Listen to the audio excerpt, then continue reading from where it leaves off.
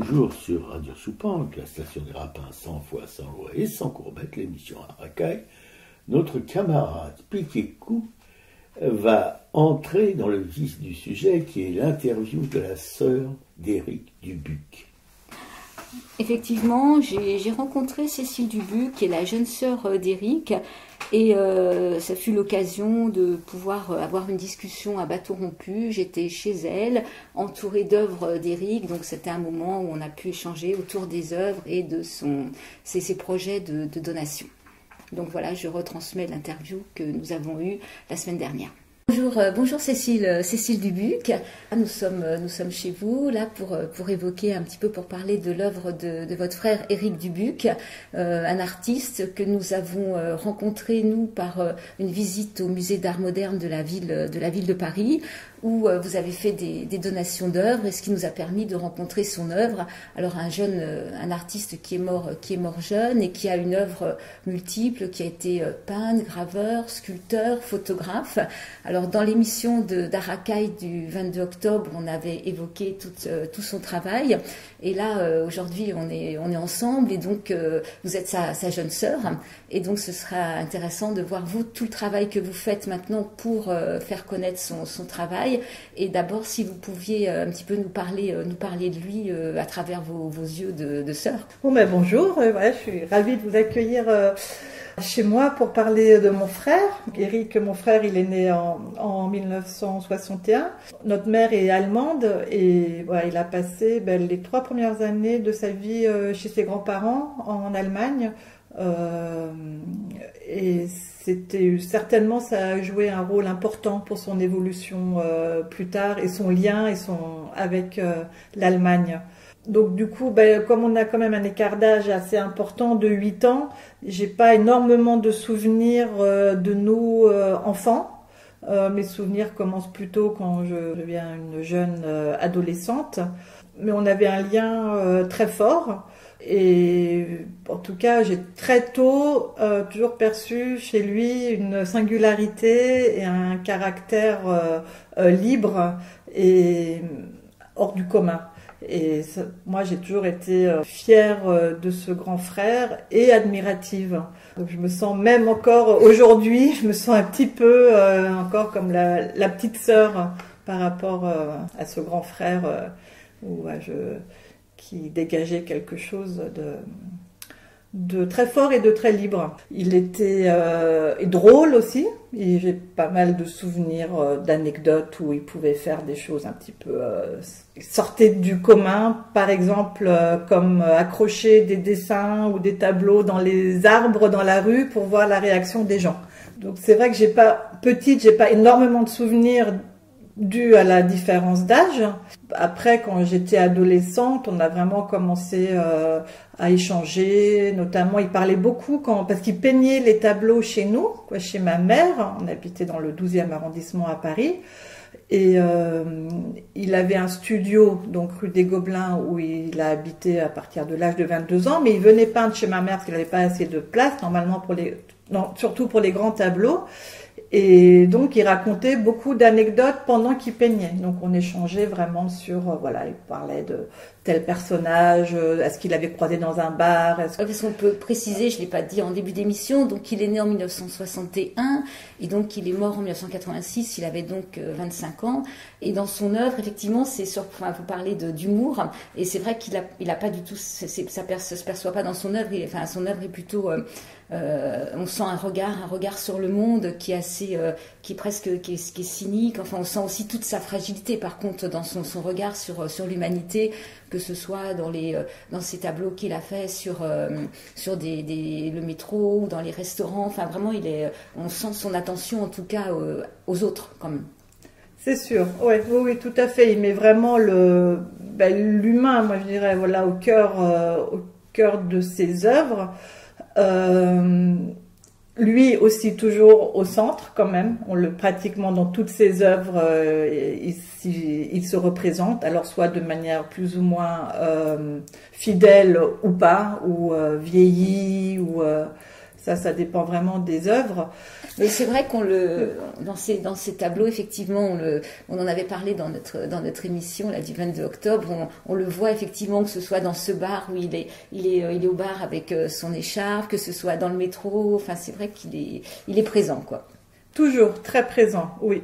Dans toutes ses œuvres, il a fait beaucoup d'autoportraits aussi, quoi, qui pour moi dégagent vraiment une forte mélancolie, quoi, notamment l'autoportrait au journal qui est exposé au MAM avec sa main qui tombe. Pour moi, c'est vraiment l'image du mélancolique. Et donc, ce qu'on peut dire aussi, c'est qu'il a vraiment travaillé par thème, c'est-à-dire qu'il a eu des phases, on peut dire les phases des autoportraits. Ensuite, on évoquait la phase des bars et des bars, des cafés. Il en a fait plusieurs. Il y a eu la phase des métros, où il en a fait aussi une série, en travaillant toujours d'abord avec des œuvres préparatoires. Et puis la phase importante aussi des accidents de voiture, où il a fait aussi beaucoup de dessins et un très grand tableau et 2 tableaux un petit peu plus petits. Donc il a vraiment travaillé par thème et ça tourne quand même toujours autour, de la ville, du paysage urbain et avec l'humain qui est en effet au cœur au centre de ses œuvres. Ouais. Alors lui, en fait, il a eu une formation, il est resté juste un an aux Beaux-Arts. Il est passé par l'école Steiner qui a pour vocation quand même dans sa pédagogie de développer tout ce qui est créatif. Et après, il a quand même beaucoup voyagé et il a attrapé le palu en Afrique et je pense que c'est une maladie il a un palu qui avait l'air très très dur, enfin parce qu'on voit il a fait toute une série de dessins où il est à l'hôpital Claude Bernard et là on le sent émacié, enfin vraiment il y a quelque chose de profondément dur dans ses dessins. Oui, tout à fait. Donc en effet, comme vous dites, il a une scolarité un petit peu mouvementée, c'est pourquoi aussi ma mère l'a mis à l'école, a cherché une école un peu alternative, l'a mis à l'école Rudolf Steiner, où là il s'est vraiment épanoui, c'est vraiment là où il a commencé à dessiner, quand on voit ses cahiers, c'est vraiment, ça a été très important pour lui. Après, il a fait un petit passage au lycée Arago dans le 12e, et il a aussi interrompu le lycée. Il est allé aux Beaux-Arts qu'une année parce qu'il disait que ça lui apportait rien. À part les cours d'anatomie qu'il aimait bien, il a vraiment travaillé sur les modèles et sur l'anatomie, et il a commencé à voyager. Ça a été vraiment quelque chose de très important. D'abord en Inde, au Népal, et ensuite 3 très longs voyages en Afrique. Mais il partait 3 mois. Seul, donc à l'époque, bien sûr, sans téléphone portable, Là, on recevait des lettres toutes les 3 semaines et c'était vraiment un grand événement quand une lettre arrivait. Et puis il racontait aussi beaucoup sur ses voyages dans ses lettres. Et pendant son 2e voyage, il a attrapé le paludisme et une forme vraiment sévère du paludisme qui l'a énormément affaibli. Pose la question dans quelle mesure ce paludisme a eu un impact sur sa vie, mais c'était très très fort. Et il a fait donc 2 séjours au moins à l'hôpital Claude Bernard, où il se dessine vraiment comme un vieillard très amaigri, malade, et il en a beaucoup beaucoup souffert, ça c'est sûr. Et les médecins lui avaient dit c'est une forme de paludisme, soit on peut en mourir, si on en guérit, normalement ce paludisme ne revient pas, mais lui il a eu en fait plusieurs crises et ça l'a énormément démoralisé et affaibli. Ouais. Alors qu'il a quand même eu une œuvre très prolixe en si peu d'années, parce que quand on le voit, vous avez un site là qui est vraiment très très bien fait, qui répertorie tout son travail, et donc il y a quand même énormément de travail, de dessins, d'esquisses. Alors en peinture, il y a quelques grandes œuvres, mais il y a aussi des gravures, et là vous m'avez montré ici des sculptures, donc on est quand même impressionné par la quantité de travaux réalisés en si peu d'années. Oui. C'est vrai, en fait. Oh oui, alors il a commencé, on peut dire, adolescent, assez jeune, en fait, à travailler le bois. Là, il était jeune, c'est un peu il a commencé, vers 16 ans, 17 ans. Nos grands-parents sont allemands, ma mère est allemande, et il allait souvent chez ses grands-parents en Allemagne, et mon grand-père avait une cave avec du matériel pour le bois, et c'est vraiment là-bas qu'il a commencé à travailler le bois de manière assez intensive, entre 17 et 20 ans. Après, il a arrêté le bois. La peinture, il a commencé assez jeune aussi, mais voilà, des tableaux encore où il cherche encore son style, dans un style assez classique, mélancolique, des personnages au visage long. Ensuite, il s'est intéressé à la gravure. Il a fait aussi une bonne dizaine de gravures.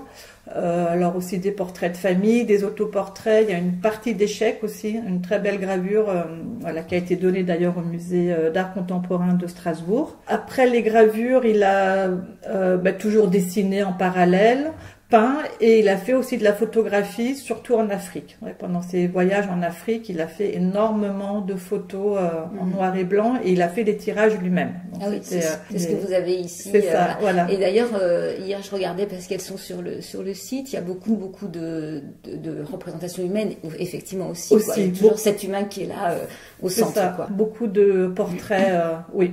Et c'est vrai qu'il aurait voulu, là, il avait essayé de contacter à l'époque des journaux, il aurait voulu un peu les diffuser dans la presse, mais bon, ça, il n'a pas eu de réponse positive à l'époque. Mais il a quand même eu le temps d'être exposé de son vivant, parce qu'il est allé au Salon de la Jeune Peinture 2 années de suite, oui, au Grand Palais. C'est ça. Alors, il a fait des petites expos avec des amis. Après, les 2 expositions importantes qu'il a faites, c'est le Salon de la Jeune Peinture.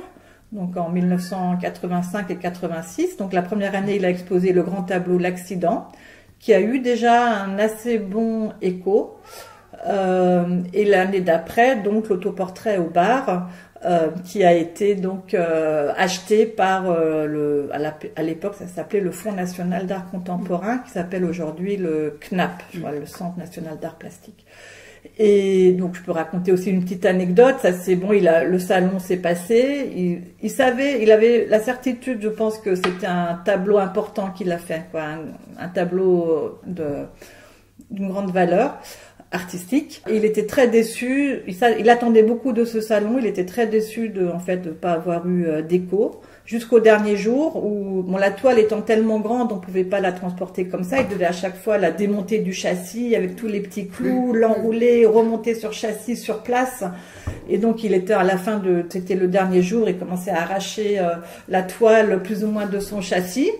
Et à ce moment-là, il y a quelqu'un du salon qui vient, il dit, mais qu'est-ce que vous faites, jeune homme, qu'est-ce que vous faites? On vous a pas dit, le tableau a été acheté. Voilà, c'est comme ça qu'il a appris. Et donc, c'est arrivé un petit peu tard, dans la mesure où il a été, soit arrivé le dernier jour peut-être, je sais pas. Et donc, j'ai vu que régulièrement, il y avait des expositions. Donc ça, j'imagine que maintenant, c'est grâce à vous ou à la famille, en fait, qui avait à cœur de faire connaître son œuvre. Oui, alors, oui, donc de son vivant, il y a eu ces 2 grandes expositions. Après sa mort, bon, c'est surtout à l'époque mes parents et puis un couple d'amis, de très très bons amis à lui, qui se sont beaucoup investis pour faire des expositions. Donc on peut dire les 10 années qui ont suivi sa mort, il y a eu des expositions dans des galeries, dans des lieux associatifs, dans des des mairies, il y a eu pas mal de petites expositions, mais on n'a jamais vraiment réussi à dépasser le cercle des amis et de la famille. Et puis on avait l'impression que ça n'intéressait pas vraiment à cette époque. C'est bon, ce qu'on s'est toujours dit aussi, c'est comme s'il était un peu en décalage sur son temps. C'est-à-dire que à l'époque, dans les années 85, ce type de peinture n'était pas à la mode. Dans les 10 années qui ont suivi non plus. Nous, alors on a essayé, on n'avait pas de relais non plus dans la presse ou dans le milieu vraiment artistique, donc on n'a pas réussi à sortir de ce cercle familial et amical. Mais on a fait quand même pas mal d'expositions. Après, il y a eu des périodes plus calmes. On a refait une grande exposition rue de Seine dans une galerie. C'était à peu près en 2015.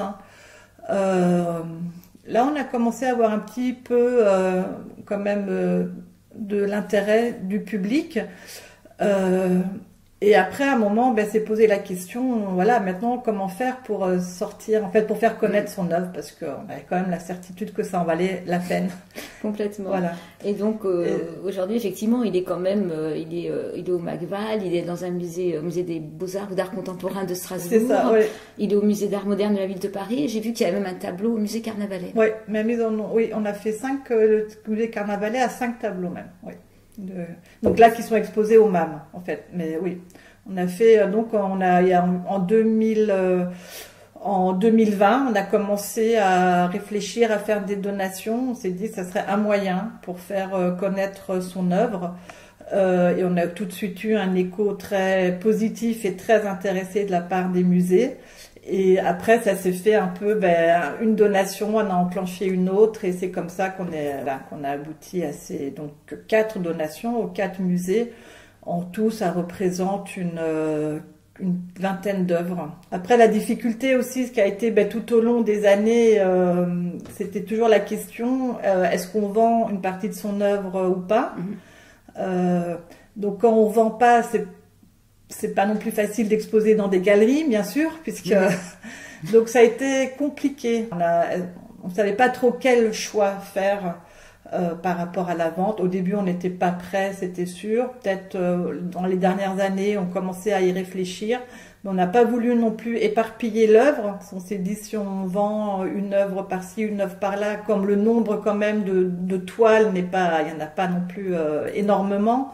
Donc on a préféré garder une cohérence et puis garder les œuvres ensemble. D'où le choix des donations. Et c'est vrai que pour le moment, on est vraiment très heureux parce que c'est grâce à ces donations qu'on a vraiment un retour très positif du public, quoi. Ouais, donc celle qui est exposée au Macval, en ce moment, elle est visible donc, dans l'exposition Faits divers. C'est ça, l'exposition Faits divers au Macval, c'est la grande toile L'accident qui est exposée, et un dessin aussi d'ailleurs, d'un accident aussi, et l'exposition dure jusqu'au 20 avril environ, mi-avril au Macval. Ouais. Donc c'est quand même un sacré travail. Oui. Et c'est vrai que quand on voit son œuvre, on sent qu'il est quand même en dehors des courants effectivement de son époque, quoi. Il y a ce côté, il y a une certaine naïveté. On a l'impression qu'en fait n'est pas si naïf que ça, parce que quand on détaille les personnages, on s'aperçoit que on est loin du naïf et de ce qui pourrait être drôle. Enfin, on est vraiment dans quelque chose de ce regard acerbe sur la société. Et c'était aussi un grand lecteur. Et là, vous m'avez montré une petite encre de Kafka qui est absolument extraordinaire, quoi. Oui, c'était un très très grand lecteur. Il a commencé très jeune à lire et il lisait des livres on peut dire difficiles à lire, comme Dostoïevski. Alors Kafka, ça faisait vraiment partie de ses auteurs favoris. Et Robert Musil, c'était son livre de chevet, L'homme sans qualité, auquel il revenait tout le temps. Il lisait aussi Lautréamont, il lisait vraiment énormément. Et vous avez pu échanger avec lui sur ses lectures? Non, vous étiez trop jeune. J'étais trop jeune. En fait, j'étais trop jeune, et puis moi, je me sentais un peu intimidée aussi. J'avais pas accès encore, déjà par mon âge, à cette littérature qui pour moi était un peu comme des monstres sacrés. Il avait une grande culture, une très bonne mémoire, et il était très érudit. Et dans la famille, il prenait cette place-là, ou c'est vous qui le voyez comme ça? En tout cas, moi je le voyais comme ça. Je pense moi je me souviens, quand il habitait plus à la maison, mais il venait à manger chez nous 1 ou 2 fois par semaine avec ma mère, et je me souviens vraiment de ces discussions à table où il discutait beaucoup avec ma mère sur la littérature et le cinéma aussi. Et puis moi, j'écoutais ça toujours de manière très j'étais admirative, et j'aimais les entendre parler, mais j'étais un petit peu exclue de par mon âge. Et avec ma mère, il a eu beaucoup d'échanges. Ouais. Et il y a l'influence aussi allemande qui est aussi assez forte. Comme je disais, ma mère est allemande, et elle vient de Mannheim. Il y a un très beau musée aussi à Mannheim.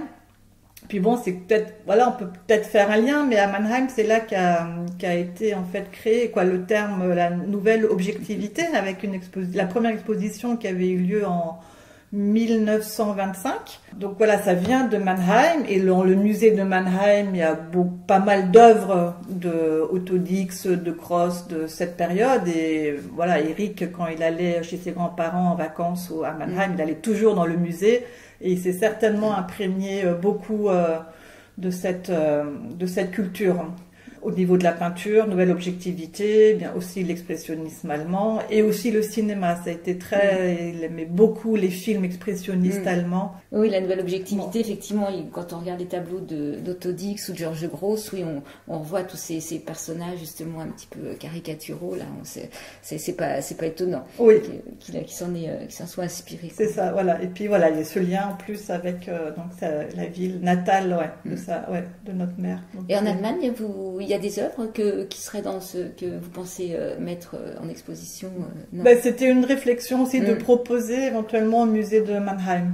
On l'a pas encore fait. Probablement toute sa place aussi, là-bas, quoi. Oui. En plus, il était bilingue. Enfin, je pense c'est ça, non? Il parlait aussi bien allemand.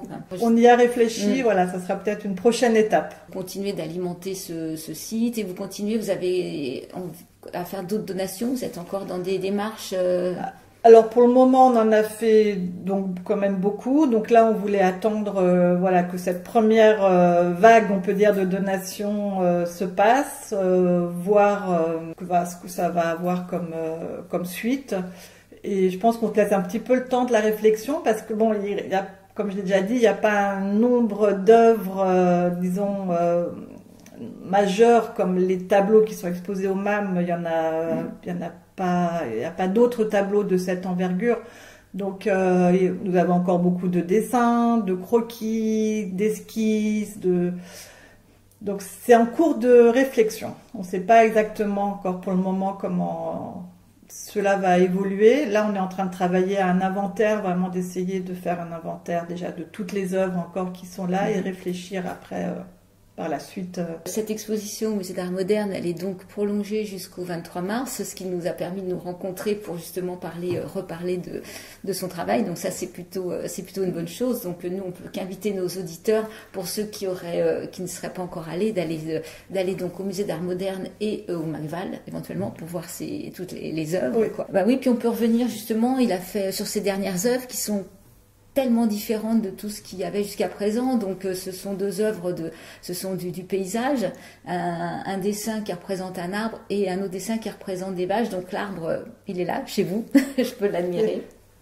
C'est ça. Oui, c'est assez surprenant que ces deux dernières œuvres qu'il a dessinées dans l'Aveyron. On a une vieille maison de famille à Castelnau-Pégarols, et il a passé 2 semaines là-bas, fin août 1986, à dessiner beaucoup. Les gens du village le voyaient avec son carton sous le bras, à dessiner la nature.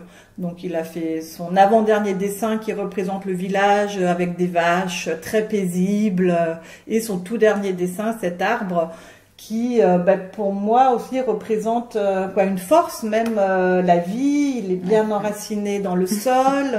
Après il a les feuilles qui s'élèvent vers le ciel, et de savoir que ce sont ces 2 derniers dessins qui tranchent tellement avec tout ce qu'il a fait avant, pour nous, est une énigme.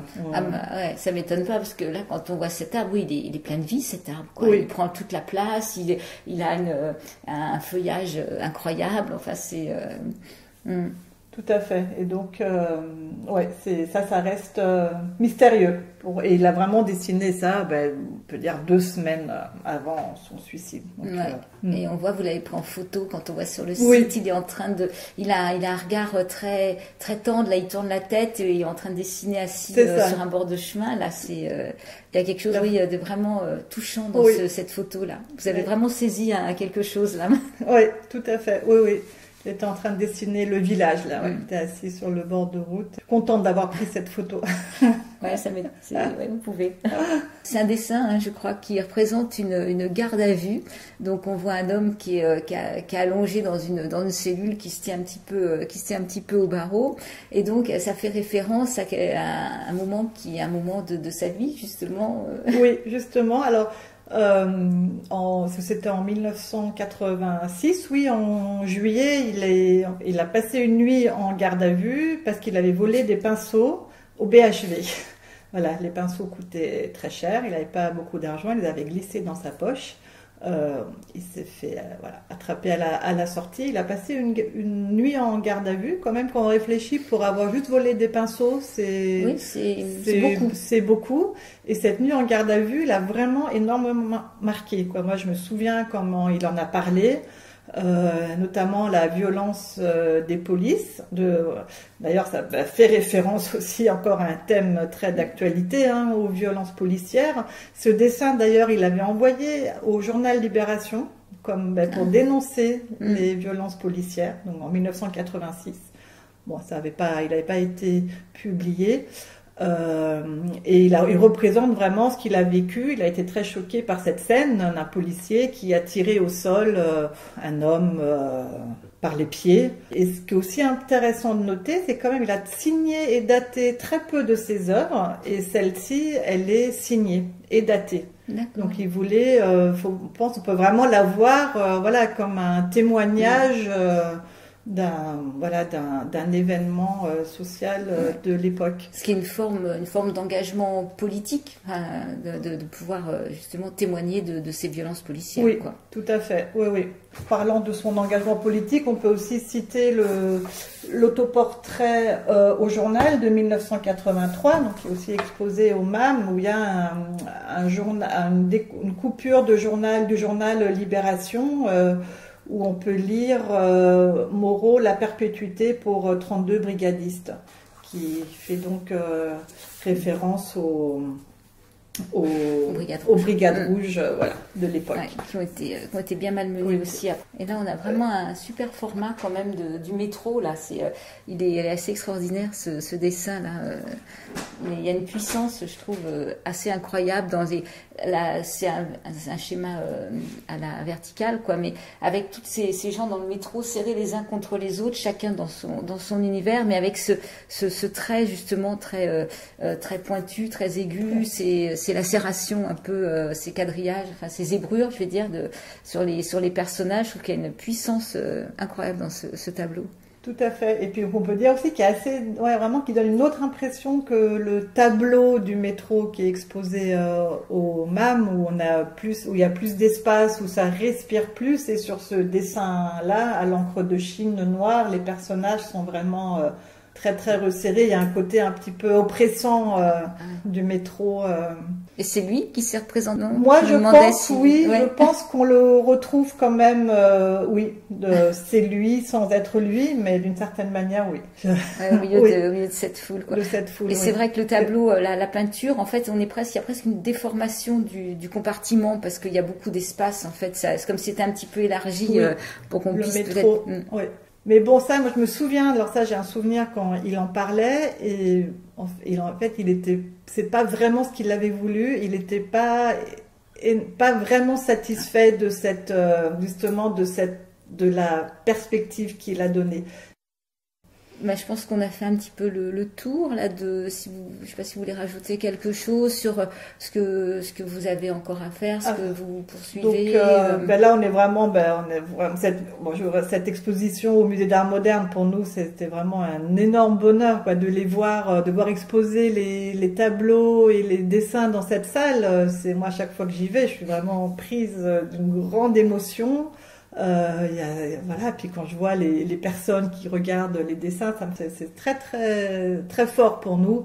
On est vraiment extrêmement heureux de cette exposition, donc je vous encourage vraiment à y aller jusqu'au mois de mars, jusqu'au 23 mars. Et après, j'espère qu'il y aura d'autres expositions. On a un projet d'exposition dans une galerie à l'automne prochain. C'est en cours d'élaboration.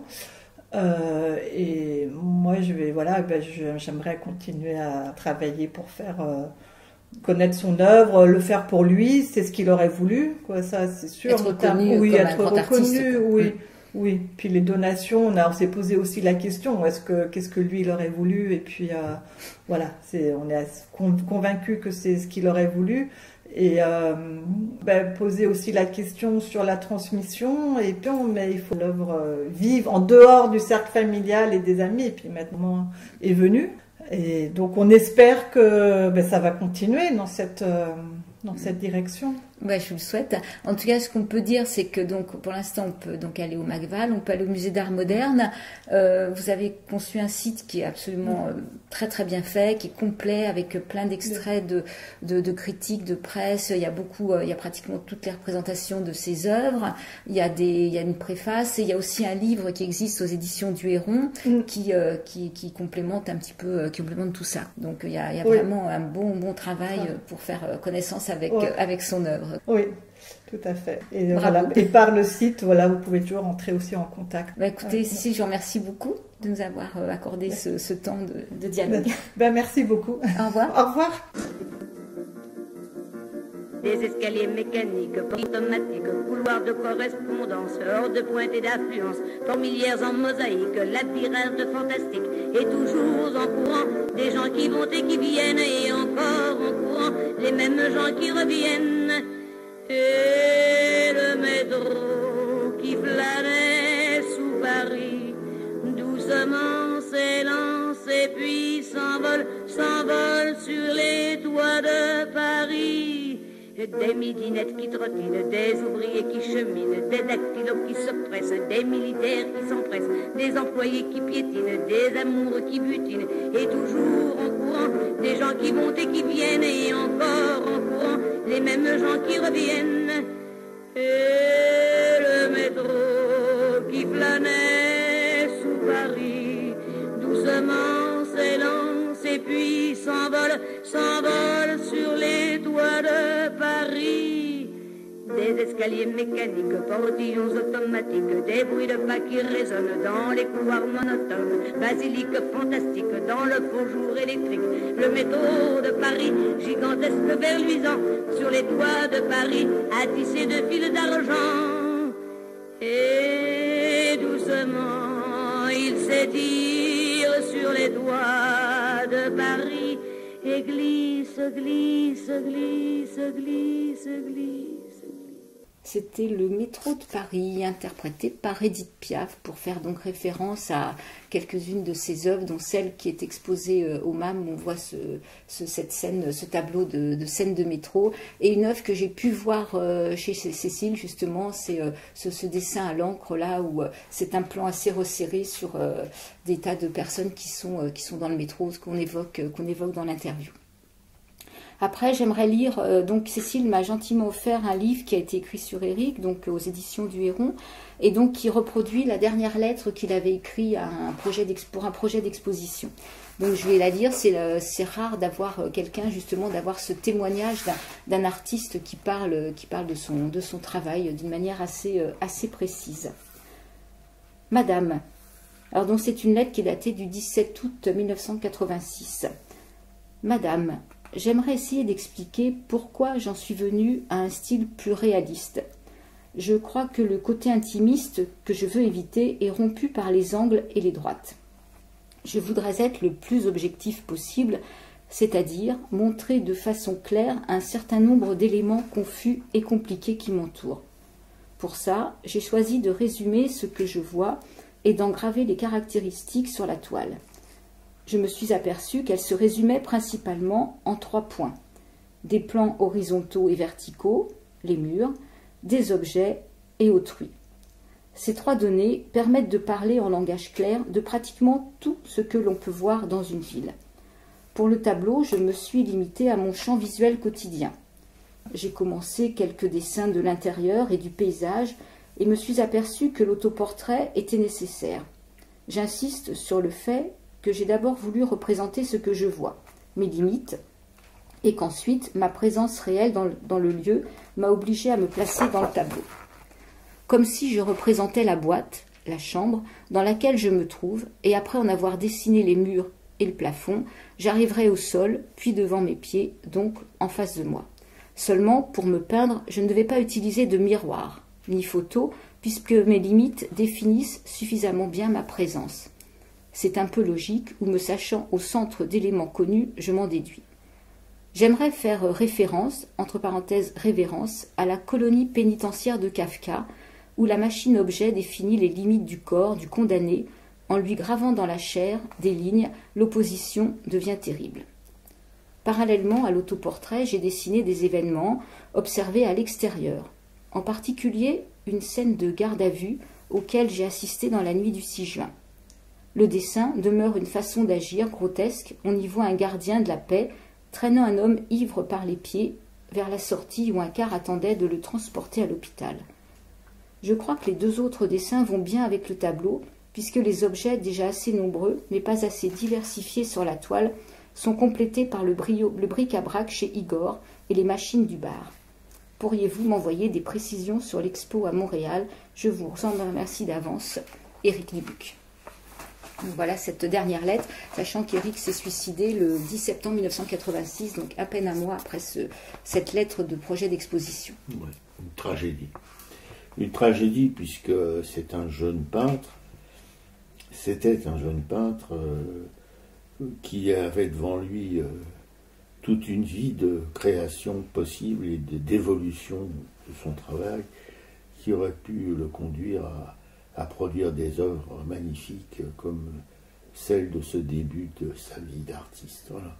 Moi, je suis toujours bouleversé quand des artistes disparaissent, que ce soit naturellement ou en se suicidant, comme dans cette résidence d'artistes où j'habite, il y a déjà eu 3 suicides d'artistes par pendaison.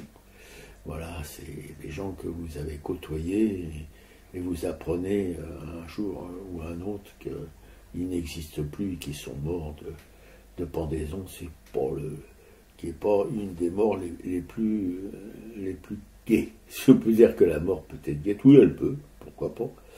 Voilà. Surtout qu'il y a une photo de sa jeune sœur, donc Cécile, c'est ça, une photo de son frère en train de dessiner dans la nature, et qui me rappelle la photo d'Humbert, de Raymond Humbert, de Raymond Humbert, sur la plage, sur les galets de Porspoder. C'est à peu près le même angle de prise de vue, etc.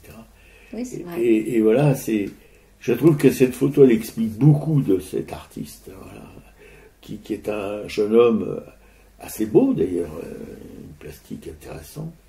Lui, il ne se représente pas exactement comme il est vraiment, parce que ce sont souvent des autoportraits à la plume, très aigus, etc., qui font penser à quelquefois un peu à Buffet.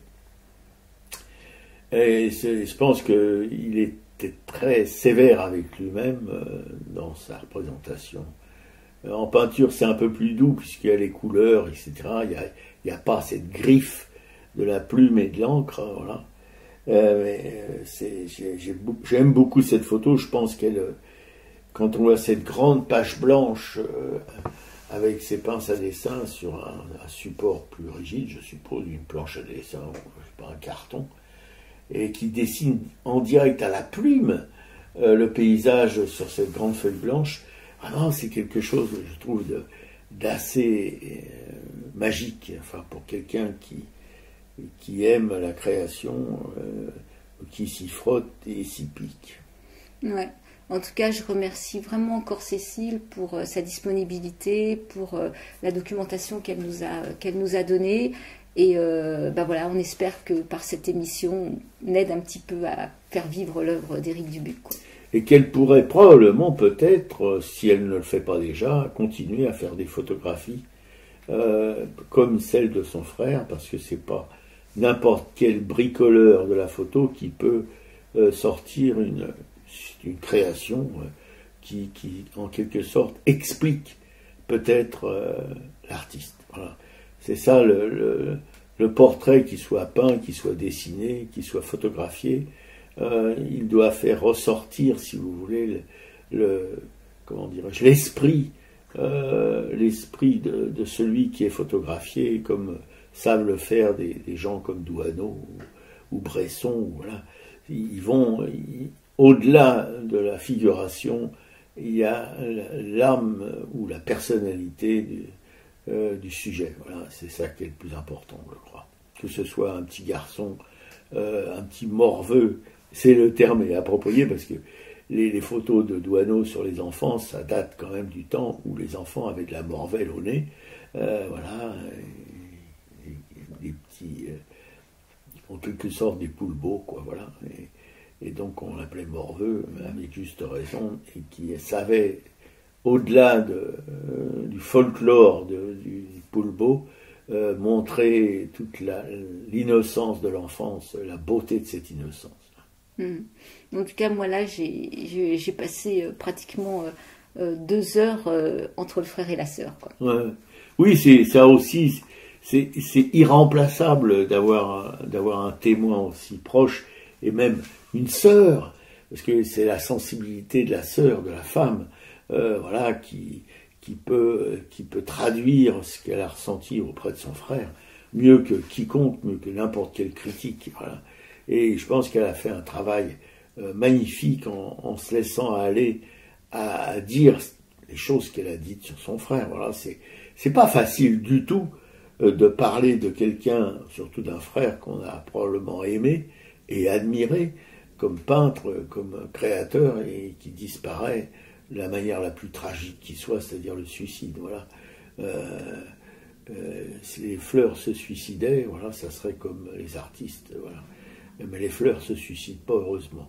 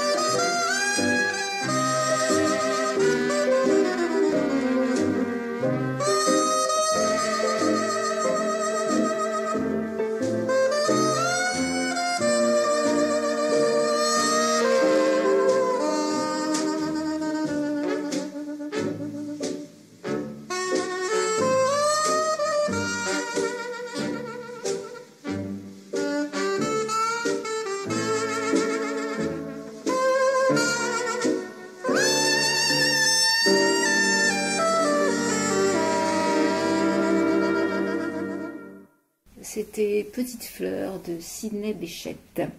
Donc dans les expositions, pour aller voir le travail d'Éric Dubuc, il y a l'exposition Faits divers au Magval avec quelques toiles et la prolongation au musée d'art moderne jusqu'au 23 mars. Une exposition de photos Signal of Life à la galerie Itac dans Paris jusqu'au 18 janvier. C'est Amer Nasser, un photographe qui capte tout ce qui reste de vie sur Gaza.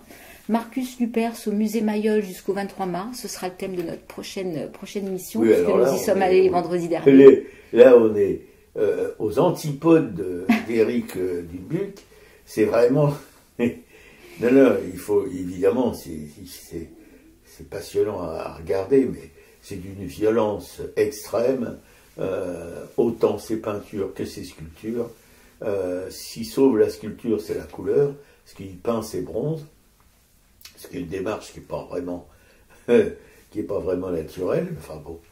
Et ces peintures, c'est quelque chose de presque effroyable, quoi.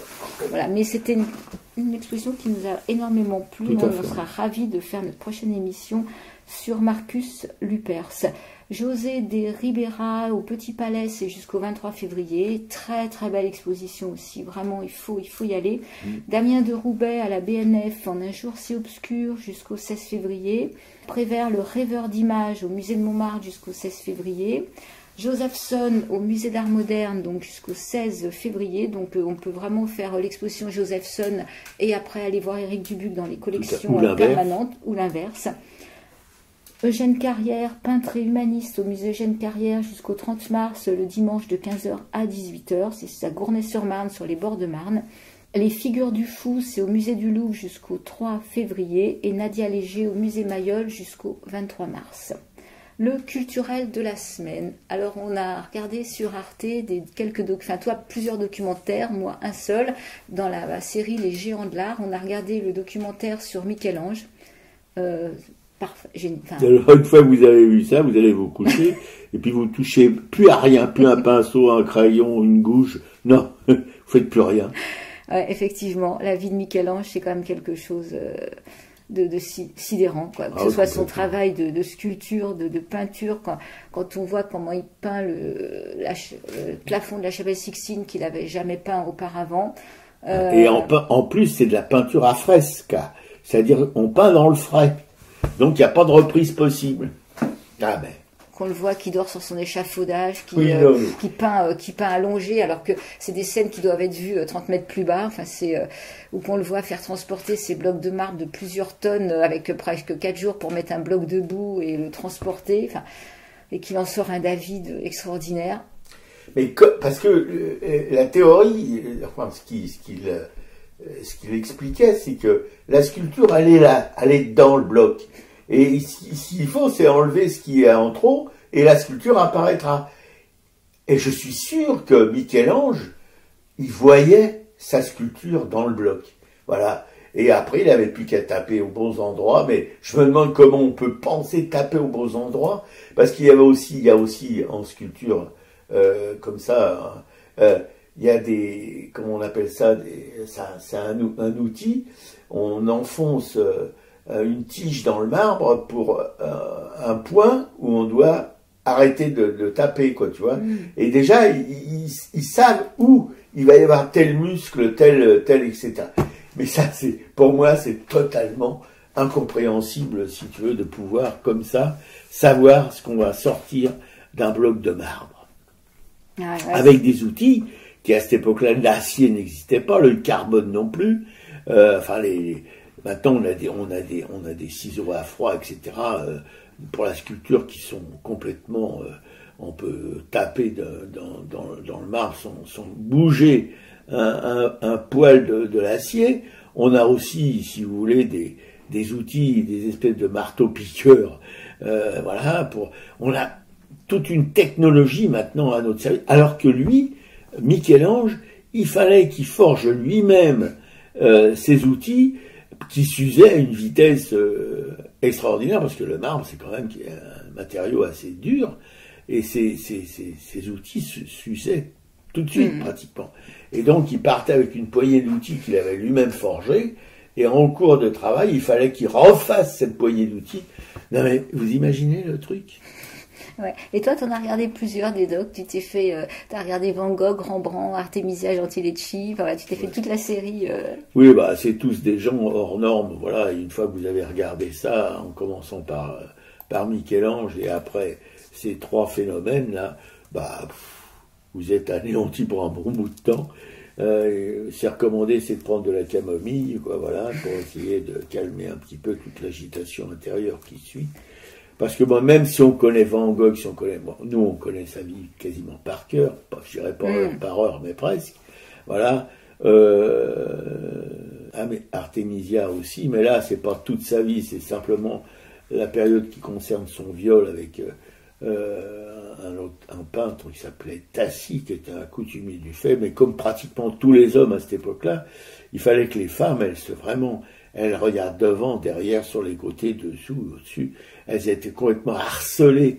Si elles sortaient dans la rue, c'était très dangereux même, parce que bon, il y avait des types qui pouvaient les enlever, les violer, etc.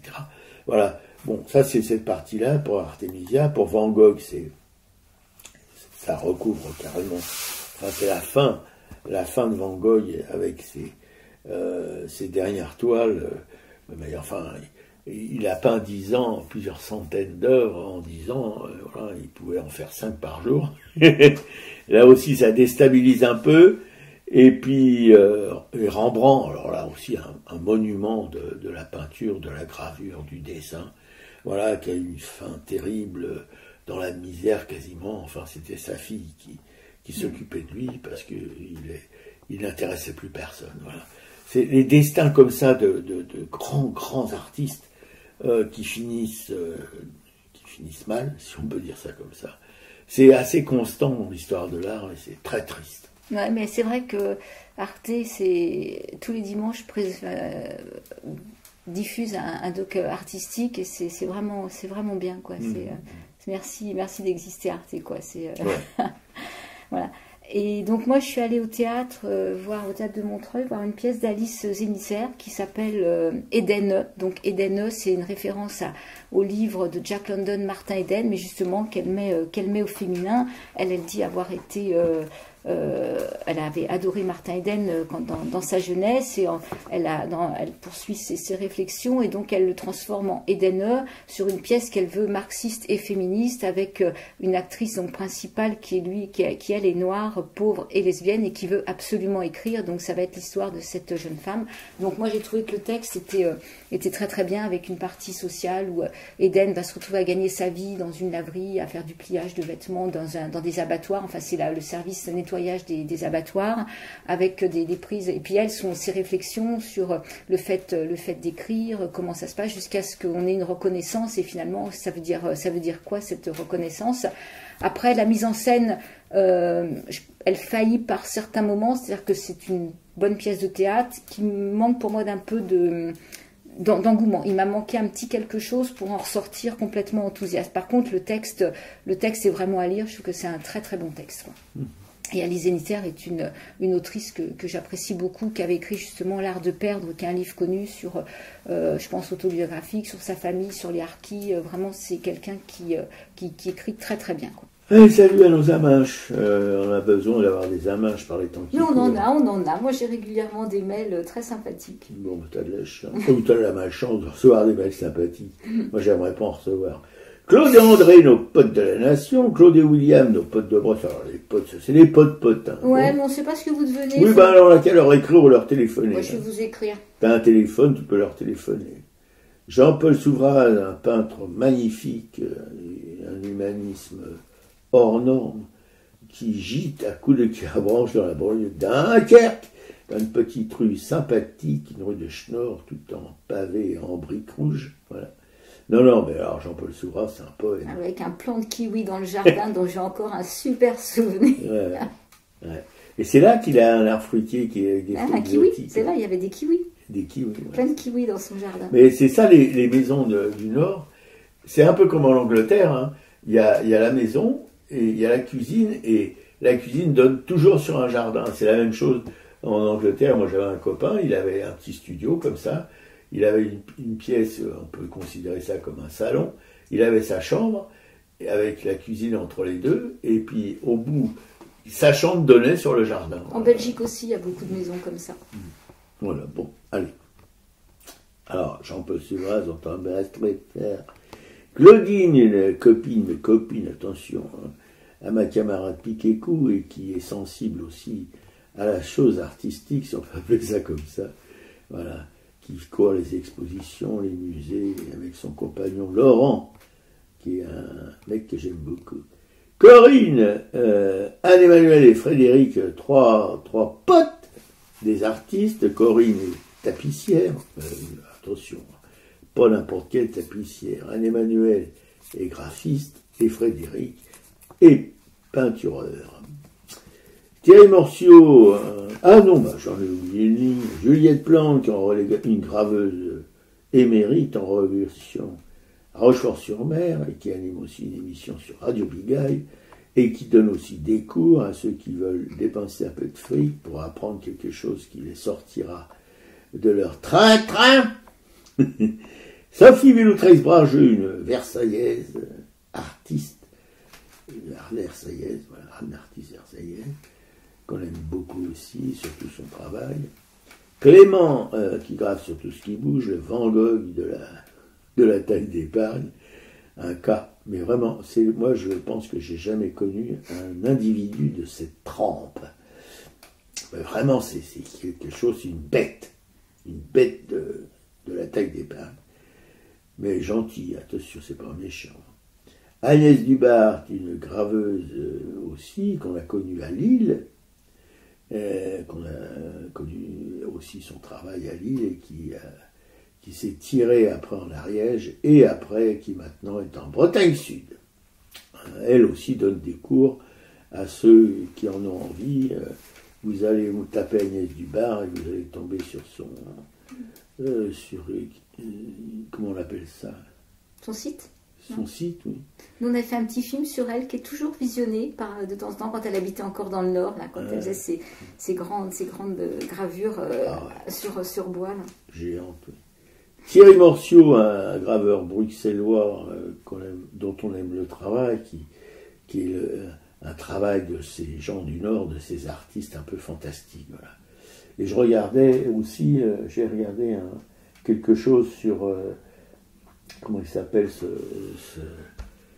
ce peintre du Nord Bosch, Jérôme Bosch. Non, un moins ancien, mais qui faisait à Ostende, là, un flamand là, qui fait des peintures complètement louvdingues. C'est pas de Volder, c'est pas Roland de Volder. Non, c'est plus ancien. C'est un du 19e siècle, là, mais tu le connais par cœur, mais enfin bon. C'est comme moi. Mais d'ailleurs, en parlant de ça, il y avait ce qu'on a vu dans le doc sur Michel-Ange, c'est sa première peinture, c'est justement aussi tous ces êtres un peu fantasques. C'était une surprise pour moi. Ouais, absolument. Et Alice Amoroso, une très jeune artiste graveuse, elle est pas peintre. Non, elle n'est pas peintre, mais elle est graveuse, mais pas que. À l'école des arts déco, là, elle fait du tissage, elle fait vraiment plein de choses différentes. Quoi. Elle est exceptionnelle, Alice. Et là, elle a la Casa Velasquez. Oui, nous, on l'a connue comme graveuse. Mais elle reste graveuse aussi. Hein. Oui, Raoul Viloula aussi, un graveur vraiment passionnant. Voilà. Colette et Jacqueline, deux veuves d'artistes de renom. Colette avec Odo, qui est plutôt plasticien, plutôt peintre, et Jacqueline, qui est l'épouse de Raymond Imbert, le chaînon manquant entre l'abstraction et la figuration, voilà, qui est des œuvres magnifiques. Et lui qui a été photographié par une photographe professionnelle à Port-Spoder, voilà, en train de travailler sur les galets. Et puis un jour il s'est retrouvé, il avait la phobie de l'eau, et un jour il s'est retrouvé entouré parce que la marée est montée, il s'en est pas aperçu, et il était complètement tétanisé, il a fallu qu'on aille le chercher parce qu'il était incapable de mettre ses pieds dans l'eau. C'est quand même un corps. Jacqueline, sa femme, qui travaillait aussi qui faisait des boulots sur peinture sur verre. Ouais. Et qui nous a reçus au moins 2 fois dans sa petite maison de la Luz, là justement, où on a passé des moments exceptionnels à déjeuner sous son tilleul. Enfin, c'était des souvenirs extraordinaires, quoi. Ah oui, extraordinaire. Et puis il y a un musée aussi qu'ils ont monté tout un musée d'art populaire. D'art populaire, voilà, de tous les outils des paysans, des artisans, qui sont un truc fabuleux. Liliane et Laurence, 2 écrivaines dont il ne reste plus qu'une. Laurence, Liliane, elle a pris son petit baluchon et elle a pris le chemin qui va nulle part et dont on ne revient pas. Voilà. Bon, c'est un peu triste parce que Laurence maintenant est toute seule devant sa page blanche, mais elle est courageuse et on pense qu'elle va surmonter tout ça. Geneviève, notre sorcière bien-aimée, alors elle, par contre, elle est en pleine forme malgré... oui, enfin bref, elle est impressionnante, on va dire. Elle est impressionnante, comme dit ma camarade Piquet-Cou. Marie-Christine et Christophe, 2 militantes chez Militantes qui militent et à qui on souhaite toujours le meilleur. Cécile, te laissant à la 5e puissance, oui, Cécile, on la sent et on t'aime. La Rousse Flamboyante, qui anime 2 émissions sur une radio Omni, où nous étions avant partis, pris. 2 émissions à destination des enfants de leurs parents, et comme ancienne institutrice, elle sait de quoi elle parle. Et elle raconte très, très, très, très bien. C'est une conteuse en plus. Anne-Isabelle Roubaille, une peintre de Bourg-Marlotte, dont nous avons découvert l'œuvre sur les 6 mètres de la librairie de l'Empreinte, tenue par Florence Quenu à Bourg-Marlotte. Dominique Paulin-Ardouin, une galériste, hélas aujourd'hui disparue, dont on chérit le souvenir parce que c'était une personne, une humaine, voilà, on peut dire ça comme ça, qui a un petit peu secoué les miches du Paris artistique, ainsi que sa maman Thérèse Franco avant elle, voilà. Marie Degnaud, une galériste aussi qui secoue un peu les miches du Paris artistique, sa galerie Kaléidoscope. Antoine Monori, qui anime un groupe de musicos. Padam Swing maintenant, c'est plus les champignons, ça. Il n'y a plus de velouté de champignons, il y a du Padam Swing. Bien les champignons. Anna Sinraska, une peintre polonaise qui est une voisine, une copine de ma camarade Piquet-Cou et dont le travail nous a complètement bouleversés. L'émission est à l'écoute sur notre blog aracay.fr et on se finit avec Minismel. Phobie, une chanson créée par Mouloudji. Salut à tous. Salut les copines, salut les copains.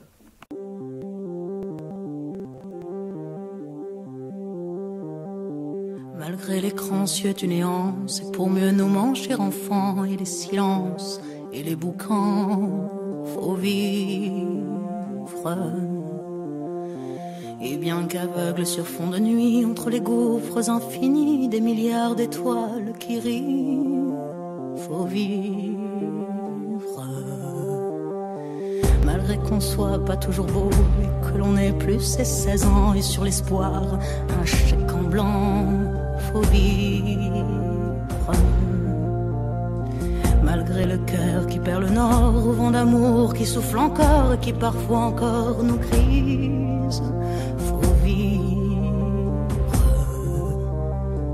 Malgré qu'on n'ait pas de génie, n'est pas Rimbaud qui veut Pardi et qu'on se cherche un alibi. Malgré tous nos morts sans coquette qui errent dans les rues de nos têtes, faut vivre.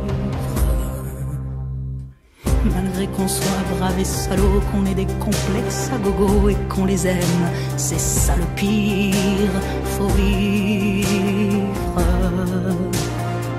Malgré l'idéal du jeune temps qui s'est usé au nerf du temps et par d'autres pris en chantant, faut vivre. Malgré qu'en se tournant vers le passé, on est effrayé de s'avouer qu'on a tout de même un peu changé, faut vivre. Malgré que l'on soit de passage, qu'on vive en fou, qu'on vive en sage, tout finira dans un naufrage, faut vivre. Malgré qu'au ciel de nos poitrines, en nos sentinelles endormies, dans un bruit d'usine gémit, le cœur aveugle qui funambule sur le fil du présent qui fuit. Faut vivre, malgré qu'on nourrit l'enfant mort, si peu parfois remue encore comme un vieux rêve qui agonise. Faut vivre, malgré qu'on soit dans l'engrenage des notaires et des héritages où le cœur s'écœure et s'enlise. Faut vivre, malgré qu'on fasse de l'humour noir sous l'amour qui nous en fera boire jusqu'à ce qu'ils nous disent au revoir. Faut vivre, malgré qu'à tous les horizons, comme un point d'interrogation, la mort nous regarde d'un œil ivre. Faut vivre,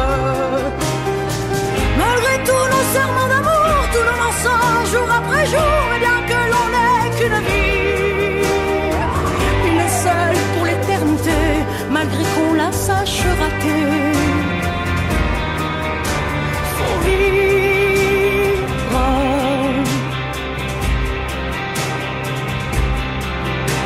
faut vivre,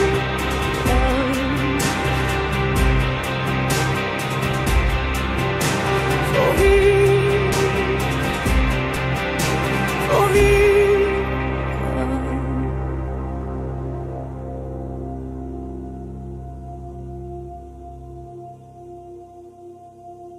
Faut vivre.